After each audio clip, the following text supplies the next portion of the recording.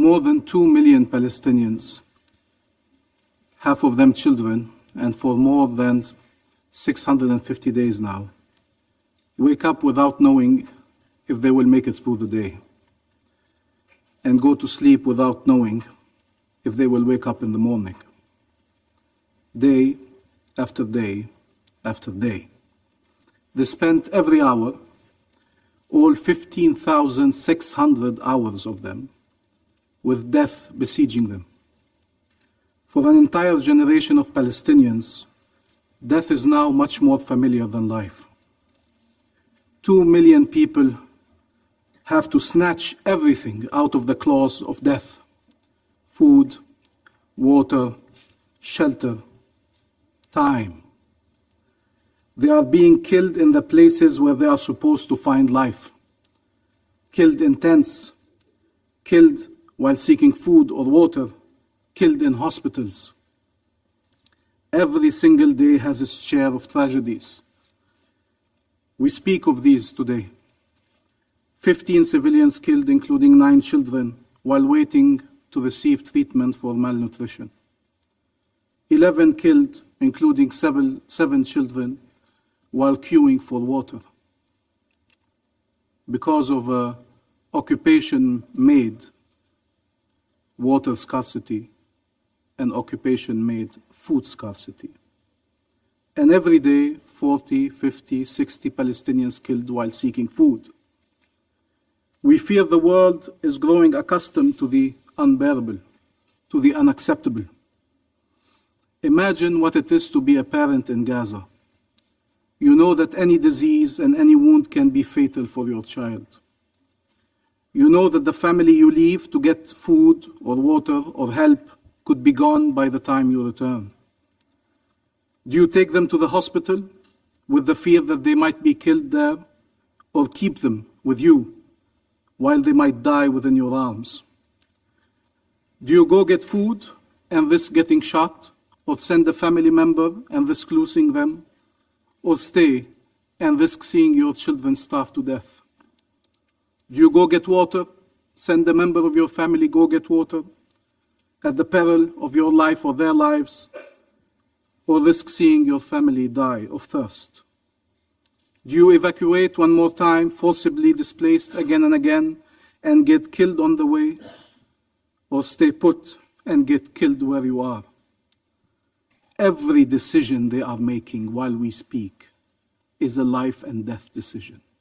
Every single day, every single hour, every single minute. But it is a Russian roulette with a bullet in almost every chamber. Whatever decision you make, most probably somebody is going to die. Every single family in Gaza is moving between one death and another as the whole world watches on. For 1 million minutes now. In Gaza, all paths lead to death. And our role, our responsibility, our legal and moral duty is to open one that leads to salvation. One that leads to salvation. Israel wants that path to be leaving Gaza. That was the whole plan from day one. In the words of Mahmoud Darwish, this siege will endure until we are truly persuaded into choosing a harmless slavery but in total freedom. They want to say, we chose to leave. We chose to be occupied. We chose to be oppressed. It is our fault. It's always our fault. That has been the narrative since the beginning. Didn't they say we were responsible for our own Nakba? That we left on our own, forgetting the massacres and the towns and villages destroyed? Let them leave, they say. This is Israel's solution for the Palestine question. A right to further and definitive exile, rather than a right of return, or a right to life and liberty in our ancestral homeland. Mr. President, humanitarian assistance, like international law, are expressions of our recognition of the value of human life, all human life, and of the inherent dignity of each and every person. States have rights, peoples have rights, Human beings have rights. But Israel does not recognize our state. It does not recognize our people. It does not recognize us as equal human beings endowed with rights. They find it outrageous that anybody can dare be outraged by the fate they have reserved to our people. Mr. President, distribution of aid is distribution of life. It is about safeguarding life. We measure our success by impact, by the lives we save.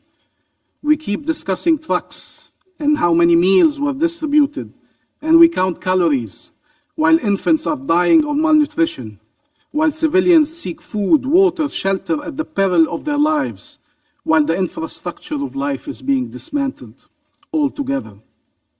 Aid must be delivered at scale. Aid must be delivered to all.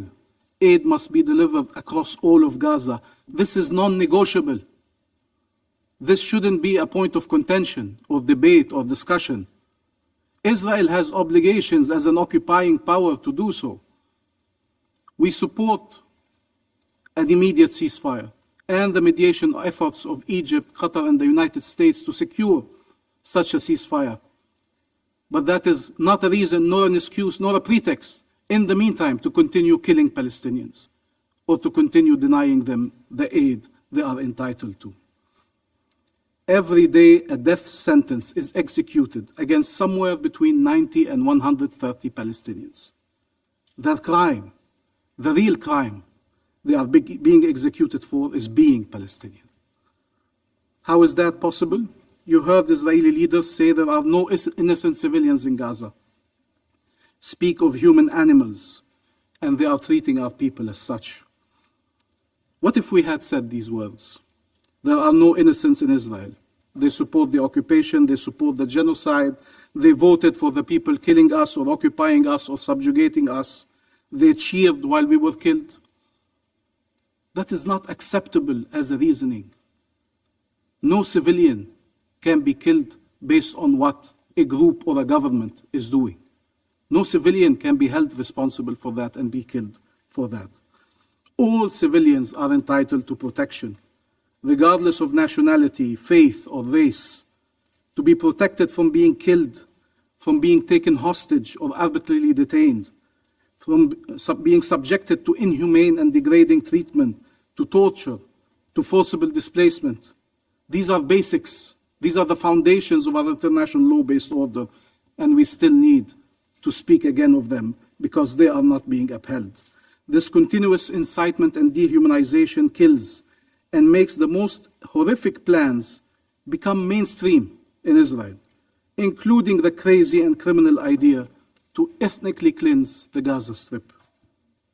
Every day, it's been 650 days, every day, 77 children are killed or maimed in Gaza. Every day, 61 children in Gaza lose a parent. Every day, 10 children lose one or both legs. Every single day. The biggest cohort of children killed and maimed, the biggest cohort of child amputees, the biggest cohort of orphans. How is that possible? Netanyahu summed it up. This is a struggle, he said, between the children of light and the children of darkness, end quote.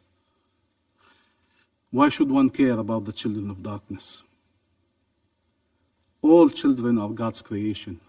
All children are God's children. Here they are, those Palestinian children whose light shines over the entire earth and who were subjected to darkness.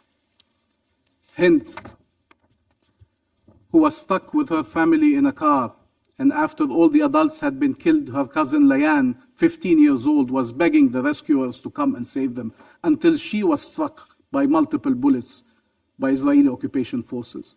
That's when the world discovered the voice of Hind, begging to be rescued. Finally, she was also killed, and the rescuers coming to help her were killed. Khalid and Reem, we did not discover them like this. They were inseparable. We discovered them only when Reem was killed. And as her grandfather, was holding his 3-year-old granddaughter, kissing her as if she was still alive, calling upon her, the soul of his soul, to stay with him. A few months later, Khalid also was killed. Yusuf, the 7-year-old, the youngest of his family, the boy with the curly hair, as he will become to be known for all Palestinians and for people around the world, also killed. The family of the pediatrician, Ala Najjar, who lost 9 of her 10 children. Only Adam survived. 9 of her 10 children. Sidar, Luqman, Sadin, Rival, Ruslan, Jubran, Eve, Rakan, and Yahya, aged between 7 months and 12 years.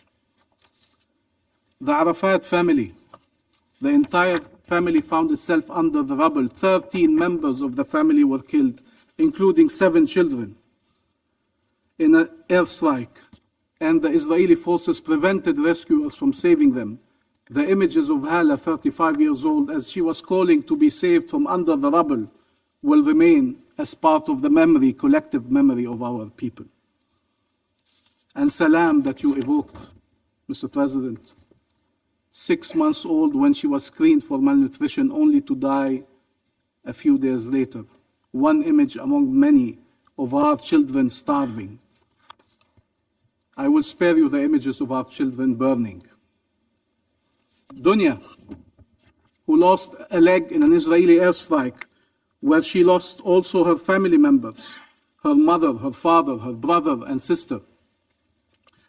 And Dunya, resilient, said, I will not lose hope. I will not give up on my dreams. I will become a doctor to help people. She was killed when a tank shell struck a children's ward at Al-Nasr Hospital a few weeks later. Hur lost her leg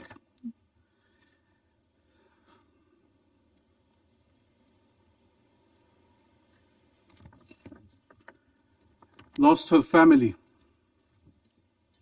her father, her mother, her 3 brothers.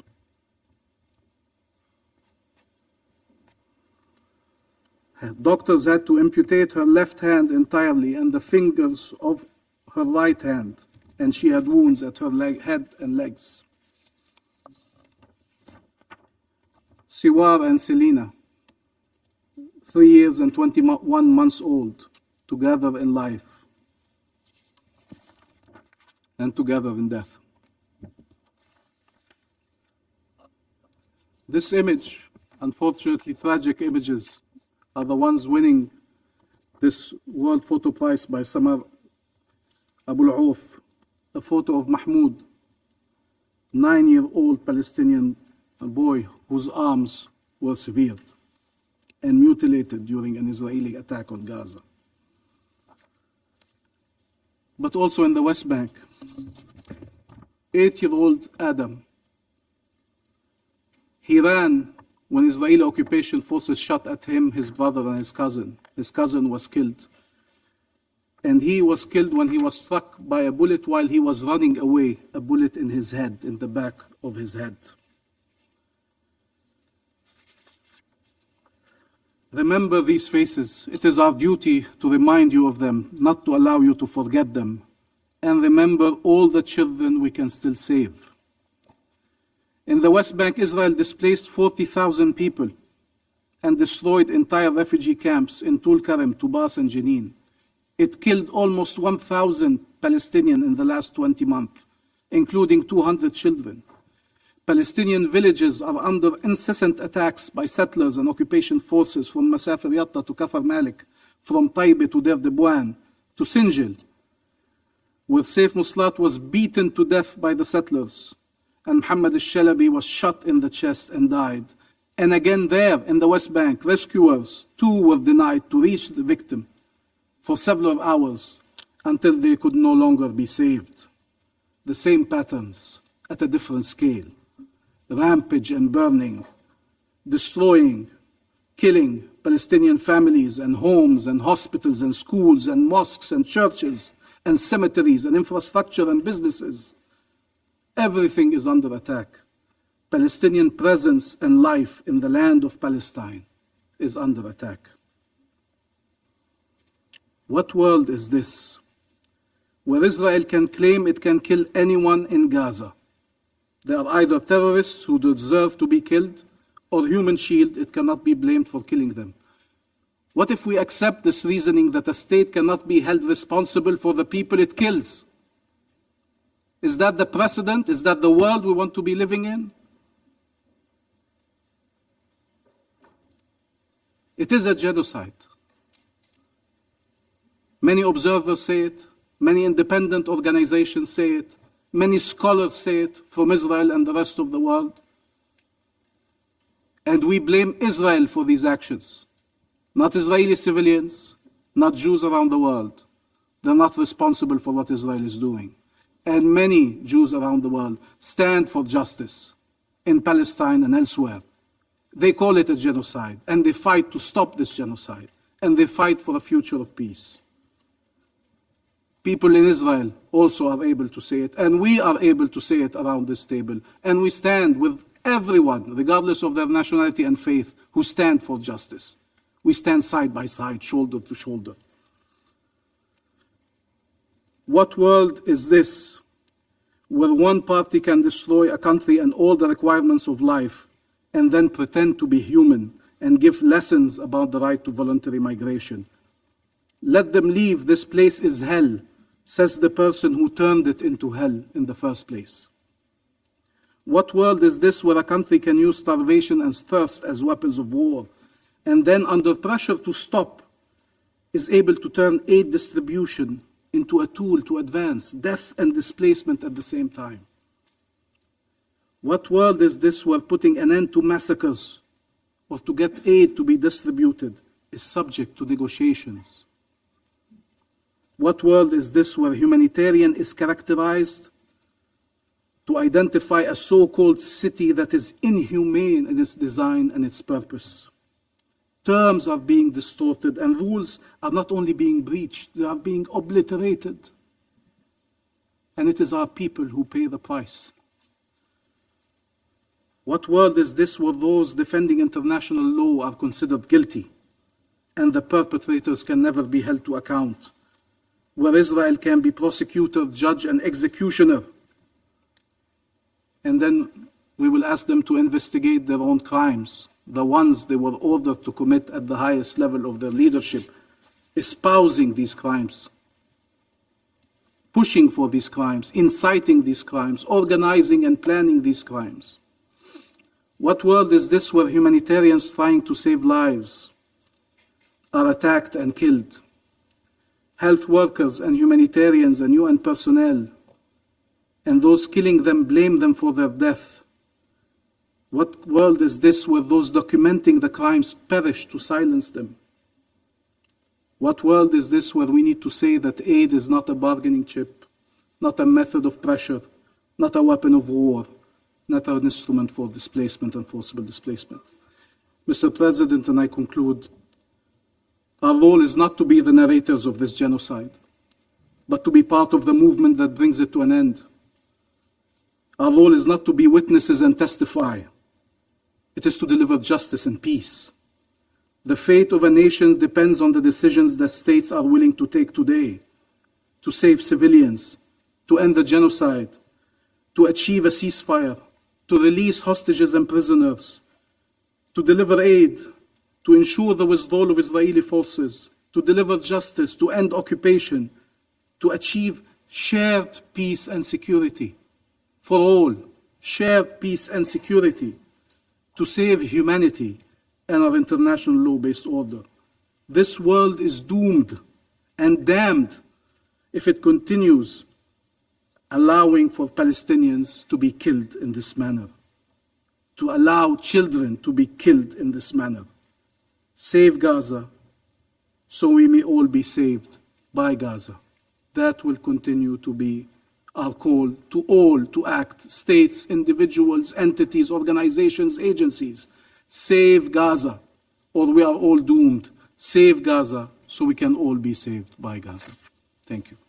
Do you want to watch more videos like this one? If yes, subscribe to our channel and press the bell icon next to it. We have decided to bring videos on something nobody talks about: African politics, economy, and increasing power. Thanks for watching, and until the next video, stay tuned. Tell us what you think in the comment section. Like and share the video, and subscribe so that you don't miss any of our African videos. It's the best way to support us.